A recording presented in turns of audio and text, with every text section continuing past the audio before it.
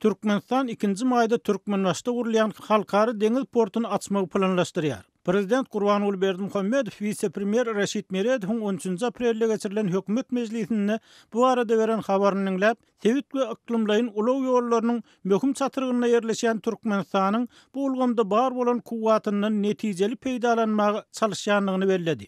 Emma yerli finçilaryň köpüsi Türkmenistanyň bu urdak tagarlalarynyň döwlet gaznasyndan uly harajatlar çykarmakdan we dawaraly açylışlardan kän aňryk geçmeýändigini belleýärler.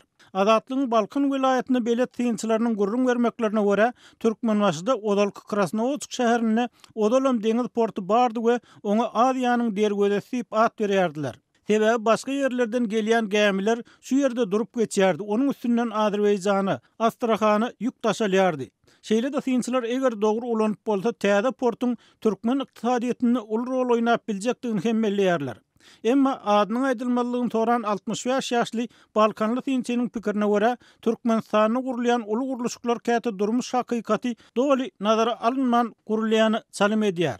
Krasnovodsk şäherindäki deňiz portuny 1991-nji ýylyň Dagystanyň, Makhatskaladan, Astrahanyň we Bakudan ýolagçy gämiler gelýärdi. Üstünde 30-35 demir ýol wagonynyň orny bolan ýük gämiler gatnaýar diýip Balkanly finçi häzir Türkmenbaşdaky köne deňiz portuny Bakudan we Astrahanyň bary ýogy 2 san ýolagçy gämisiniň gatnaýanlygyny, olaryň Odalky ýaly gününe däli 2-3 günden gelýänligini belledi. Şeýle de finçiler bu ýerde inni ýük gämileriniň kän göze ilmeýänligini habar berýärler. Ondan şeýle uly harajat çykarylyp gurulan täze deňiz portunyň kim bilen nähili ýagdaýda ulanyljakdygy, onuň haçan özüne ödejekdigi düşnüksiz diýip anonim şertde gurulýan finç aýtdy. Kaspy deňizinden Gönü beýleki deňizlere çykyş ýoly ýok. Ilki Volga derýasyna baryp, soň Gara deňize beýleke çykmaly. Bu bolsa kän wagdalýar we bir ýerden gadan çetmek mümkinçilikleri inni öwrenilmeli diýip azatlygyň başga bir anonim söhbetdeş aýtdy. Bu aýdylýanlar bilen Aşgabatly ýazy Amanmurat Bugaýew hem alalaşýar. Onuň pikirine görä, Türkmen hökümeti bu hili proyektler tasdiklamadan öň 7 ölçäp bir kesmeli. Durmuşa dogry baha bermek başarmaly. Goňşular kim? Olar bilen ykdysady, syýasy aragatnaşyklar näme derejede? Bu zatlaryň hemmesini hasaba almaly. Ýazy bu pikirini Türkmenistanyň garasyzlyk ýyllaryna gurulan demir ýollaryň ýagdaýy bilen düşünürdi. Türkmenistanyň häzir täze gurulup ulanmaga berildi diýilen demir ýol stansiýalarynyň sany 72 sany. Emma olar näme derejede ulanýar we näme derejede özüne ödýär? Bu ullakan sonra bolmagyna galýar diýip ýazy Azatlyk radiosy bilen söhbetdeşlikde aýtdy.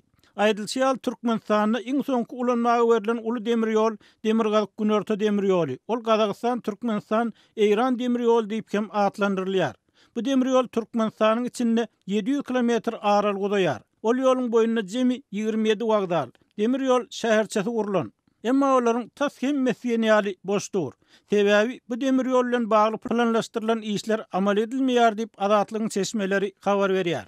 Ýatladyar, Türkmenbaşda açyljak täze portuň düýbi 2013-nji ýylyň martynda tutuldy. Türk işeguri Ahmet Çalygyň GAP inşaat kompaniýasy tarapyndan gurulan desganyň bahasynyň Türkmen gaznasyna 2 milliard Amerikan dollaryna düşenligi aýdylýar.